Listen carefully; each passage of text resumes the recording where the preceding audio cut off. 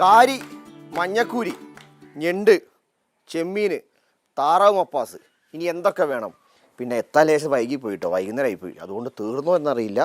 ഞാൻ പിന്നെ എല്ലാം മാറ്റി വെക്കാൻ അനിയനെ നേരത്തെ വിളിച്ച് പറഞ്ഞായിരുന്നു. അപ്പോൾ വേട്ട ആരംഭിക്കലാമാ. വാ പോര്.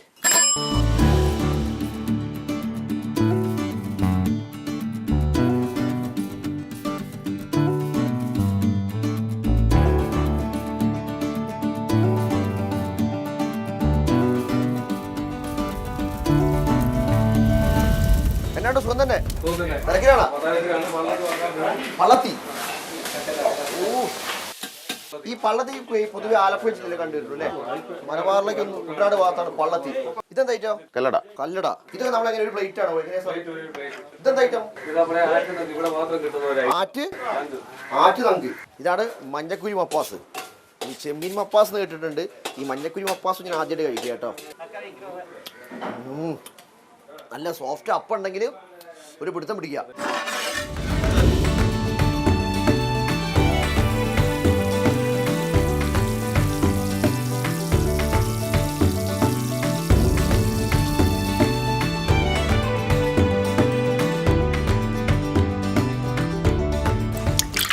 അതിന്റെ ബ്രാലോ?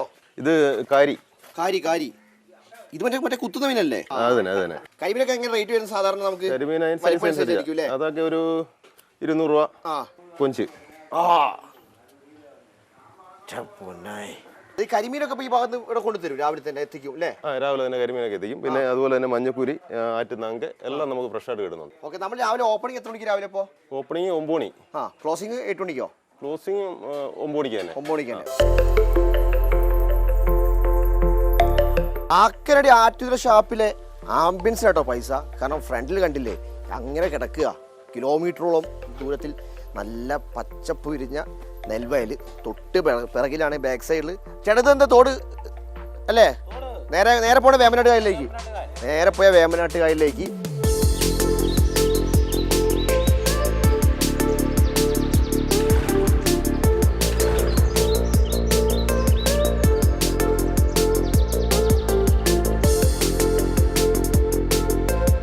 ബോട്ട് സർവീസ് ഉണ്ടായിരുന്നില്ല ഈ ഭാഗത്ത് കൂടെ? ഇവിടെ നേരത്തെ ലൈൻ ബോട്ട് സർവീസ് ഉണ്ടായിരുന്നു.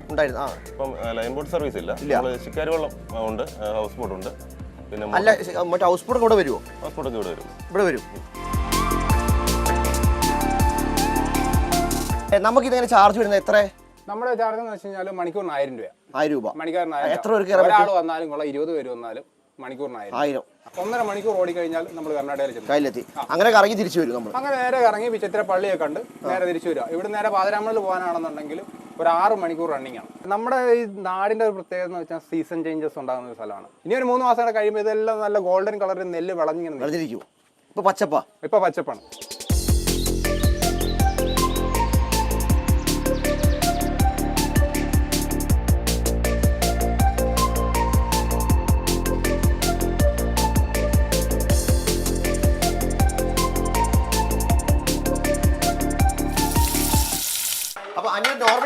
നമുക്ക് പൊറോട്ട, ചപ്പാത്തി, കപ്പ.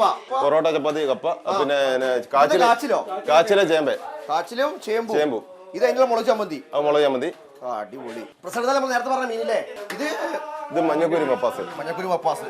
പിന്നെ അല്ലാതെ നമുക്ക് ഇവിടെ താറാവ് മപ്പാസ് വരുന്നുണ്ട്, ബീഫ്, പന്നി. ഇത് ചെമ്മീൻ മപ്പാസ്. നോർമലി നമ്മൾ എത്താൻ ലേശം വൈകിട്ടായി പോയി. അതുകൊണ്ടാണ് കുറെ സാധനം തീർന്നു പോയി. നമ്മുടെ ഞണ്ട് റോസ്റ്റ്, അതുപോലെ തന്നെ മുരശ് ബീര, കണവ, അതുപോലെ ഐറ്റംസ് ഒക്കെ തീർന്നായിരുന്നു. നമ്മൾ എത്താൻ ലേശം വൈകിട്ടായി പോയി.